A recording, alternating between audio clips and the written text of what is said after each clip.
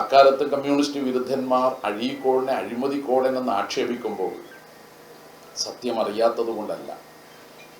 അഴീക്കോടൻ കമ്മ്യൂണിസ്റ്റാണ്. ആ കമ്മ്യൂണിസ്റ്റിനെ ജനങ്ങളുടെ മുമ്പിൽ മോശക്കാരനായി ചിത്രീകരിക്കുക അതിപ്പോഴും തുടരുന്നു. വ്യാജ വാർത്തകൾ വയനാട്ടിൽ ദുരന്തമനുഭവിക്കുന്നവരുടെ ദുരിതം കാണാതെ സൃഷ്ടിച്ചെടുക്കുന്ന മാധ്യമങ്ങൾ ഈ നാട്ടിൽ ഇടതുവിരുദ്ധത, അഴിമതിക്കോടൻ എന്ന അഴീക്കോടിനെ വിശേഷിപ്പിച്ച കമ്മ്യൂണിസ്റ്റ് വിരുദ്ധത ഇന്ന് കേരള വിരുദ്ധതയിലേക്ക് എത്തി നിൽക്കുകയാണ്. ഏതറ്റം വരെയും പോകും എന്നതാണ് ഇത് സൂചിപ്പിക്കുന്നത്. നാടിനെതിരാണ്, ജനങ്ങൾക്കെതിരാണ്.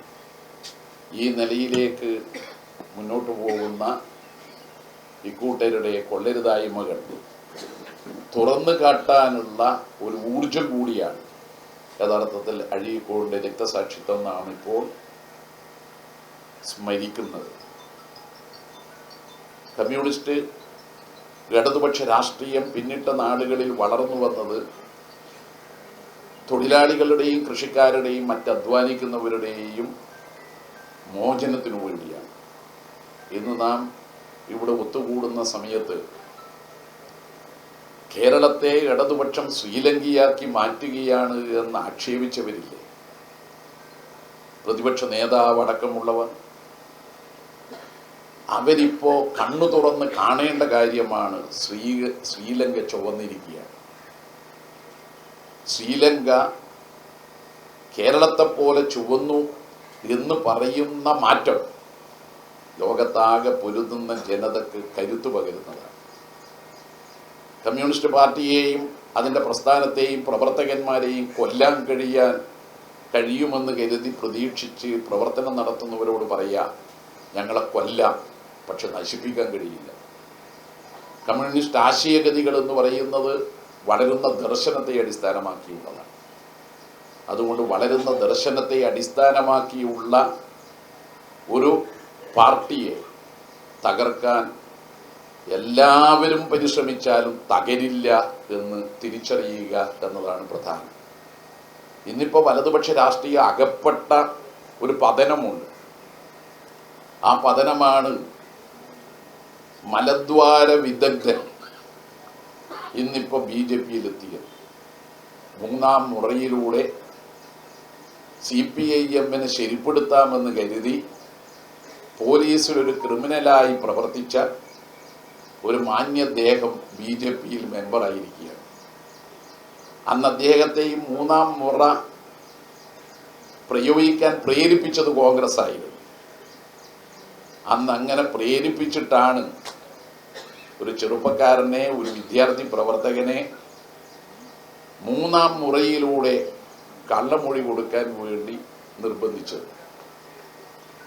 പക്ഷെ അതിന് അദ്ദേഹം തയ്യാറായില്ല. കള്ളമൊഴി എന്ന് പറയുന്നത് P. ജയരാജനെയും TV രാജേഷിനെയും കള്ളക്കേസിൽ പെടുത്താൻ ഉദ്ദേശിച്ചുകൊണ്ട് മൊഴി നൽകാൻ വേണ്ടിയായിരുന്നു. മൂന്നാം മുറ പ്രയോഗിച്ചാലും കള്ളത്തരം കാണിക്കാത്തവരാണ് കമ്മ്യൂണിസ്റ്റുകാരെന്ന് ഈ വിദഗ്ധൻ, മൂന്നാം മുറ വിദഗ്ധൻ അന്ന് കരുതിയില്ല. പക്ഷെ പിന്നീട് കള്ളക്കേസ് എടുത്തു. ആ കള്ളക്കേസിൽ അന്നത്തെ വകുപ്പ് മാധ്യമങ്ങൾ ഇപ്പം മറന്നുപോയെങ്കിലും ജനങ്ങൾ മറക്കൂല. 118-ാം വകുപ്പാണ്. മുമ്പിലിരിക്കുന്ന ചന്ദ്രൻ ഇതിലൂടെ നടന്നു പോകുമ്പോൾ ഒരാൾ പറയുന്നത് ചന്ദ്രൻ കേട്ടിട്ടുണ്ടെന്നും ആ ചന്ദ്രൻ പോലീസിനോടത് പറഞ്ഞില്ലെന്നും പറഞ്ഞ് 118 ചന്ദ്രൻ്റെ പേരിൽ പ്രയോഗിക്കാം. അത് നമ്മൾ ആരെ പേരിൽ പ്രയോഗിക്കാം. ചന്ദ്രന് ഈ ചെവി കേൾവി കുറവാണെങ്കിലും കേട്ടിട്ടുണ്ടാകും എന്ന് പറഞ്ഞ് 118 പ്രയോഗിക്കാം. അതായിരുന്നു അന്ന് TV രാജേഷിനും P. ജയരാജനും എതിരെ എടുത്ത കേസിൻ്റെ ഉള്ളടക്കം. 118 നിൽക്കൂല. കാരണം ഇവർ രണ്ടുപേരും ആശുപത്രിയിൽ പരിക്കുപറ്റി ചികിത്സയിലാണ്.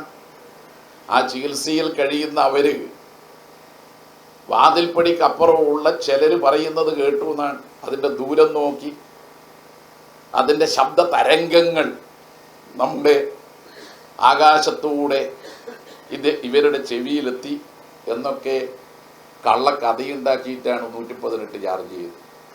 അന്ന് UDF ഭരണമായിരുന്നു, കള്ളത്തരം കാണിക്കുന്നവരായിരുന്നു. പിന്നീട് CBIക്ക് തോന്നി 118 നിൽക്കൂല എന്ന് കരുതിയപ്പോൾ അവരുടെ വക ഒരു ഗൂഢാലോചന 120B അങ്ങ് ചേർത്ത്. തെളിവുണ്ടോ? ഇല്ല. ഇത് രണ്ടും ജുഡീഷ്യറിയിൽ ചോദ്യം ചെയ്യണമെന്നതുകൊണ്ടാണ് കോടതി പോയത്. കോടതി ഒരു കാര്യം അംഗീകരിച്ചു, 118 റദ്ദാക്കി. 120B നിൽക്കുമെന്നല്ല അതിൻ്റെ അർത്ഥം. 118 120B ഒന്നിച്ചു പോവില്ല. യഥാർത്ഥത്തിൽ 120B റദ്ദാക്കേണ്ടതും കുറ്റവിമുക്തരാക്കേണ്ടതുമാണ്. ഒരു തെളിവുമില്ല. പക്ഷേ കോൺഗ്രസ് ഭരണകാലത്ത് പോലീസിനും കൂട്ടിലിട്ട തത്തിയാക്കിക്കൊണ്ട് മുന്നോട്ട് പോകുന്ന അന്വേഷണ ഏജൻസിയായ CBIയും അവർക്ക് രാഷ്ട്രീയ യജമാനന്മാരോടാണ് കൂറ്. ആ കൂറ് പ്രകടിപ്പിച്ചത് ഒരർത്ഥത്തിൽ ഹൈക്കോടതിയിൽ നിന്ന് തിരിച്ചറിഞ്ഞു. എന്നിട്ടും വിചാരണ കോടതി, CBI കോടതി തിരിച്ചറിഞ്ഞു. എന്നിട്ടും അവര് കള്ളക്കഥകളുമായി മുന്നോട്ട് പോവുകയാണ്. വാർത്താ തലക്കെട്ടുകൾ കഴിഞ്ഞ ദിവസം നിങ്ങൾ ശ്രദ്ധിച്ചിട്ടുണ്ടാവും. P. ജയരാജനും TV രാജേഷിനും തിരിച്ചടി. എന്ത് തിരിച്ചടിയാ? 118 റദ്ദാക്കിയില്ല. ഞങ്ങൾ അന്ന് പറഞ്ഞ പ്രധാനപ്പെട്ട കാര്യം അതായിരുന്നു.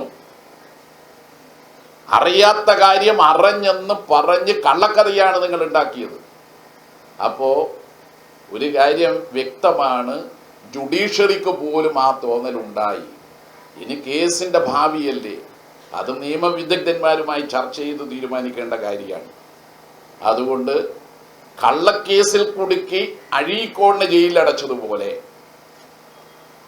ക്രൂരമായി മർദ്ദിച്ച് അഴീക്കോടിനെ അവശനാക്കിയതുപോലെ കോൺഗ്രസിൻ്റെ അഴിമതിക്ക്, കരുണാകരൻ്റെ അഴിമതിക്കെതിരെ പൊരുതിയതിന്, ചോദ്യം ചെയ്തതിന് അഴീക്കോടിനെ ഇല്ലാതാക്കിയതുപോലെ ഇന്നത്തെ കാലത്ത് വലതുപക്ഷ രാഷ്ട്രീയക്കാരും വലതുപക്ഷ പ്രചാരകന്മാരും ഇടതുപക്ഷത്തെയും CPMനെയും ഇല്ലാതാക്കാൻ നോക്കുകയാണ്. അത് തിരിച്ചറിയുക എന്ന് മാത്രം പറഞ്ഞുകൊണ്ട് അഴീക്കോടിൻ്റെ ഉജ്ജ്വല സ്മരണയ്ക്ക് മുമ്പിൽ ഒരുപിടി പൂക്കൾ അർപ്പിച്ച് ഞാൻ എൻ്റെ വാക്കുകൾ അവസാനിപ്പിക്കുന്നു.